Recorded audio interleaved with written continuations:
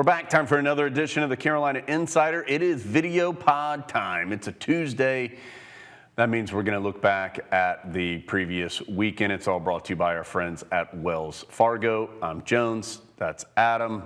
Let's get moving. We'll start with football. 41-10, the final score. Carolina defeats Virginia Tech in a rainy Kenan Stadium on Saturday. And Adam, quite simply, I thought it was the most complete performance by Carolina this season. The best total performance, and that offense has been pretty good all year long. It was the defense that had its best game and helped Carolina to this big win. And what a solid showing against an ACC opponent, a Coastal Division opponent, an opponent that has controlled the series against Carolina lately. So good to win for all those different reasons, but also because the defense really needed to play well, and they did. You only allow 10 to a Virginia Tech offense that had been struggling some, but still you still have to hold them down. Tar Heel is able to play a little bit of depth, but most importantly, play all four quarters and feel like they really did it throughout the game, which is something Gene Chizik had talked about that he was looking for, especially from some of his younger players, not taking any plays off or any even quarters off. So really encouraging work from the defense as the offense continued to do exactly what it has been doing, led by the guy who's been doing what he's been doing, Drake Maye. Talk about Drake in just a second. Just a couple other defensive numbers. Of course, forced a turnover, held Virginia Tech to just 99 yards rushing, just 273 total yards in this game for Virginia Tech. So a lot of positives on that Tar Heel defensive side. It's the largest margin of victory for Carolina over Virginia Tech since the 1998 Gator Bowl, which capped that awesome 1997 season. And so a terrific day defensively, but as Adam said, there was also some offensive storylines.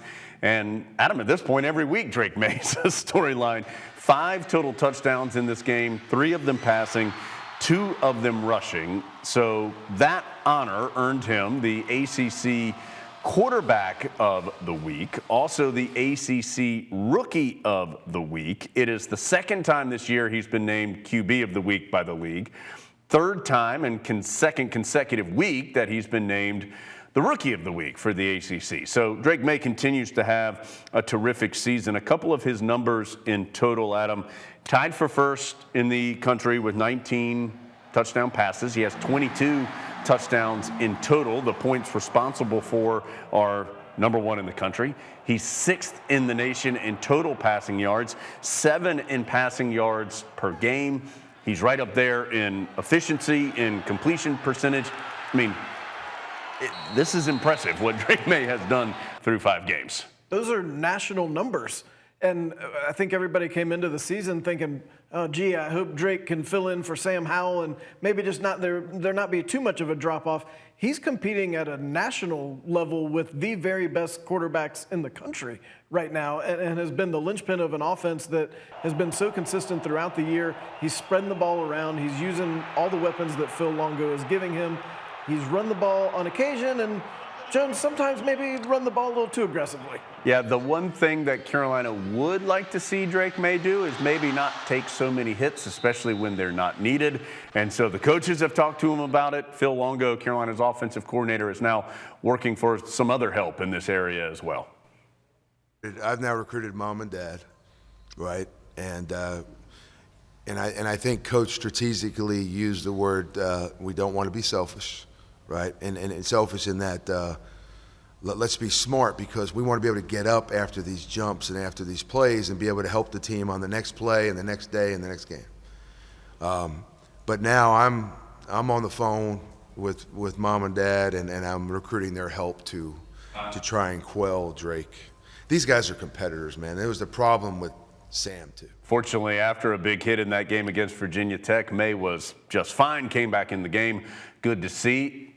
It would be nice to see him not take quite as many big hits, but what a season thus far for Drake Maye. By the way, one final note, the 22 touchdowns responsible for in 5 games, that is the most ever for a Carolina football player in a 5-game stretch. So terrific play for Drake Maye. That will need to continue this weekend, including that quality defensive play as well. Carolina heading down to Miami Gardens, Florida to face the Hurricanes, and Adam, tough game. I mean, Miami's 2-2, but they're coming off a bye week. They were disappointed and embarrassed in their last game, lost at home to Middle Tennessee State. They're very talented with a big-time coaching staff. They'll be ready to see Carolina. And Mac Brown mentioned coming off of that bye week means Carolina will probably see some wrinkles from Miami that they haven't seen before. So it'll be somewhat similar to a season opener type of situation, which the Tar Heel defense struggled with on a couple of occasions earlier this year. But this is a different Carolina defense. Miami had a little bit of quarterback controversy, but they've decided to stick with Tyler Van Dyke, who Carolina has seen be very good. So that Tar Heel secondary going to be tested. Again, it's 4 o'clock on Saturday. We'll be on the air radio-wise at 3 p.m. Let's check in with some other sports. We'll start with basketball. Adam, due to Hurricane Ian coming through the area on Friday of last week, the live action event postponed. It will now be this upcoming Friday. Doors open at 6. Event starts at 7:30. No big changes there as far as the timing. Just moved it back a full week. Last week, we talked to 𝗪𝗲𝗶𝗶𝗍𝗍 here on the pod. We also, audio-wise, talked to Pete Nance on the audio version of the Carolina Insider that came out this past Friday. So go back, listen, watch. Also, Adam, some cool features going up on 𝗥𝗲𝗋𝗍𝗍 that I know you've been a part of. And that's part of what live action is getting to know the new Tar Heels, and one of those is Jalen Washington. Each week we're catching up with a different new addition to this year's basketball team. He was Friday's feature. There's a video feature, which you see here. There's a words feature on 𝗥𝗲𝗋𝗍𝗍 if you would rather read it. Jalen, great guy. Really looking forward to seeing him play. He's dealt with injuries, as everybody is familiar with his story, but so excited about being a part of Carolina basketball and being able to get out there and contribute soon, including a little bit on Friday night. Of course, it's a new or the cusp of a new season for both the basketballs. That means some new gear as well. Adam and I get a lot of new gear too.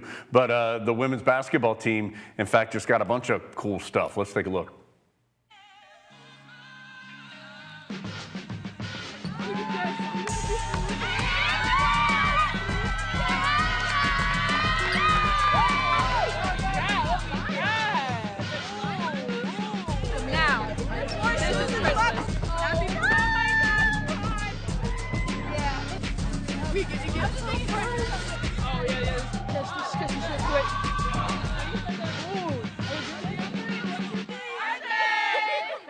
A little early Christmas for the women's basketball team as they get ready for the season. Looking forward to seeing both them and the men's team coming up this Friday. All right, let's change gears. Field hockey, #1 in the nation. Only undefeated team left. They're 9-0 on the year, 2-0 in conference play.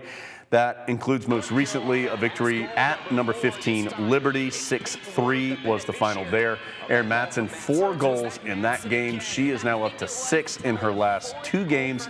122 career goals. That's 5th most in NCAA history. She has 300 points in her career.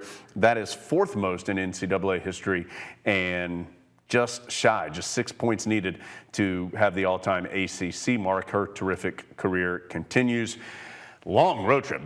Field hockey's had 6 of their 7 games here in a stretch on the road. That includes at BC, who was ranked on Friday, then at UConn, also ranked on Sunday. And we'll have 𝗪𝗲𝗍𝗍𝗍𝗍 Ricardo from the field hockey team. She'll join us here on the video pod tomorrow to talk about the season and her journey to Chapel Hill. So hope you can check that out. Adam, let's go rapid fire here. Women's soccer. Gosh, Tar Heels had a lead late against Virginia Tech. Unfortunately, this happened a couple times this year.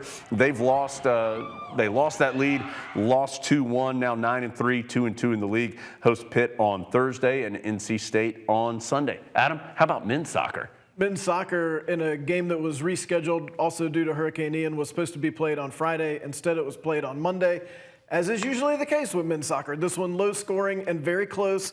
Unfortunately, defending national champion Clemson gets a goal in the 77th minute off a corner, so they win that game 1-0.